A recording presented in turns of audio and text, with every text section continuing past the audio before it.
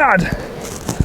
This is the Hyundai Santa Cruz, and this is actually not even our first go in the car. Believe it or not, 2 summers ago, we and Cars.com were some of the first people to test this thing over the course of a week. But that was in the summer. Now it's back in the winter. So here are the highlights and the lowlights of my time with the Santa Cruz.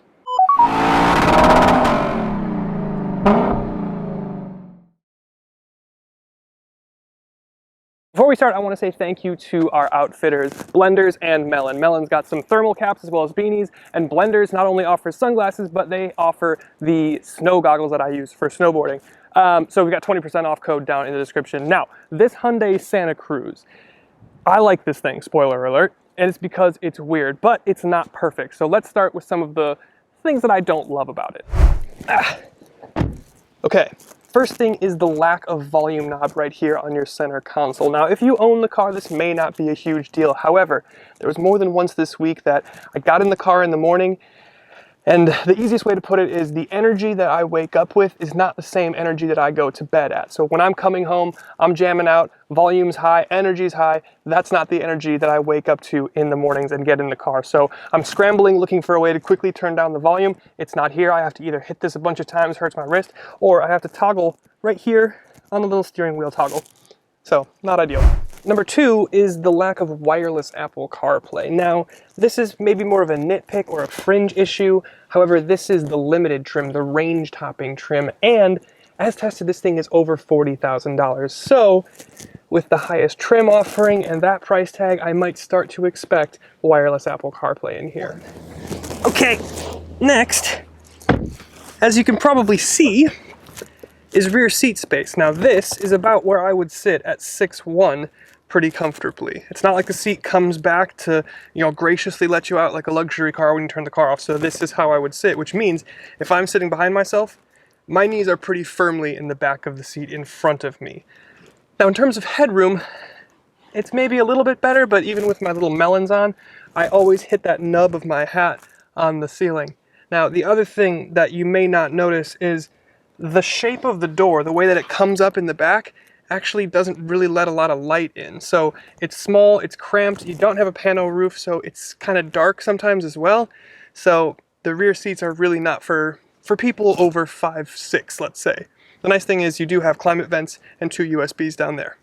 The next is the fact that it doesn't offer a hybrid like its main competitor, the Ford Maverick, which is an interesting omission because it seems like Hyundai has plug-ins and hybrids and EVs well within its lineup. It's got an array to choose from to put in here, so they've just opted not to fit it. Now, opting to fit a hybrid would increase the cost in R&D, and that would translate to a more expensive vehicle, and this is already significantly more expensive than a Maverick, so maybe that's why they've chosen not to do it. But it just does seem interesting with the 22 mpg combined figure here versus approaching 40 in the Maverick.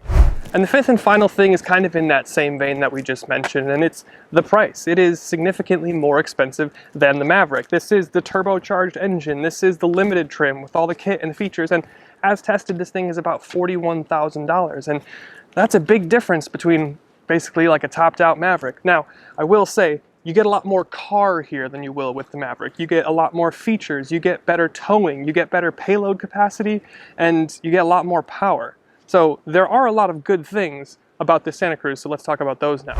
First thing being, it's just weird, and I like that. I like weird cars. They kind of inherently have a little bit more character, a little bit more personality, especially when we talk about the main competitor that we've been talking about, the Ford Maverick. And also, it's small, unibody, and it's from a manufacturer that nobody expected, so it triggers truck people, and that's always fun. And then there's the ride. It's a unibody architecture, unlike a conventional pickup truck, which means the suspension is more refined. The chassis itself does better at soaking up bumps and road imperfections. And importantly for this week here, it's got full-time all-wheel drive. So it's handled ice and snow and slush beautifully. And also, it's got a pretty nice high-up seating position, like a truck. Into sport, foot down. It's quick, it's proper quick. This is the upgraded 2.5 turbocharged 4-cylinder. It makes 281 horsepower and 311 pound-feet of torque. And with all that power going to all 4 wheels all of the time, It's good for 0 to 60 in about 6 seconds, which is pretty respectable. And not only that, but the way that the power comes in adds a bit of drama, adds a bit of theater and character to it.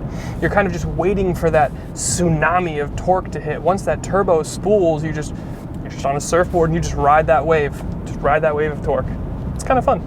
And then number 4 is the bed. And yeah, no shit, it's small. It's about 4 feet long, but you bought the small truck, so it makes total sense. And it's still big and practical enough to hold things like my snowboard and a bunch of gear for when I go riding. And the benefit here too is that you get awesome stuff. You get this tonneau cover, which locks as standard. You get a bed liner as standard. And then you still have a massive payload of 1,750 pounds. You've got this cubby on the side. You've got a cubby on the other side with a 120 volt outlet. You've got rails. You've got tie downs. You've got lights. And you've got this pouch, this kind of incognito pouch in the floor of your truck bed, which even has a drain in it, so you could have a cooler in there, and that's just kind of cool. And then when we start to talk about actual truck stuff, conventional truck stuff, towing, payload, these are some impressive numbers. The payload capacity on here is 1,750 pounds. That's more than your Maverick. And your towing capacity with this upgraded turbocharged engine, 5,000 pounds.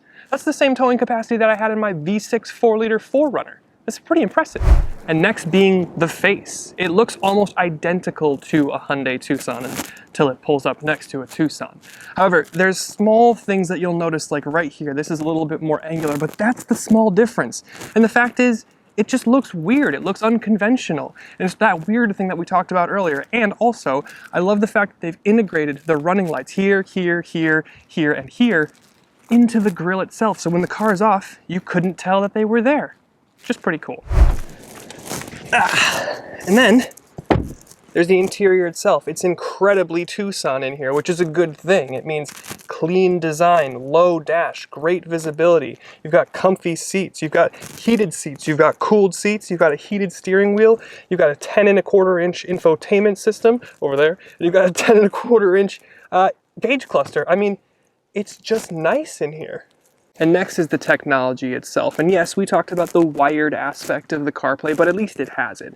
And it also has a very impressive feature that we love in all of the Hyundai Kia vehicles that we test, and that's their highway driving assist system. This is consistently a top 3 to top 5 competitor in terms of autopilot or driver assist systems. It's just very good. And then of course you get the nice graphics, and you get a 360 camera, which stays on when you go into drive over or at least under 5 miles an hour, which is an underrated feature. And then you've also got the classic stuff like your quiet mode and your sounds of nature. So you're not getting that in your Maverick. And lastly, the little Easter eggs that you get all over the car. It's rimmed in these triangles to graduating, or whatever the opposite of ungraduating in size is. And then you've got these little Santa Cruz kind of like graphics or decals all over the car. You got one on this wheel arch, you got one on this wheel arch, you've got one on the side of the bed, you've got one on your rear bumper, the other side of the bed, the other wheel arch, and finally the last wheel arch. So there it is. Those are the highlights and the lowlights of the Hyundai Santa Cruz. Like I said, I like this thing. It's weird. And for that reason, it scratches a very niche but a very specific itch. The question that I, and I'm sure Hyundai's probably asking themselves, is how many people have that itch? My hope is that it's a lot of people, because I'd love to see more of these and more weird cars on the road. So thanks again to our outfitters, and we'll see you in the next one.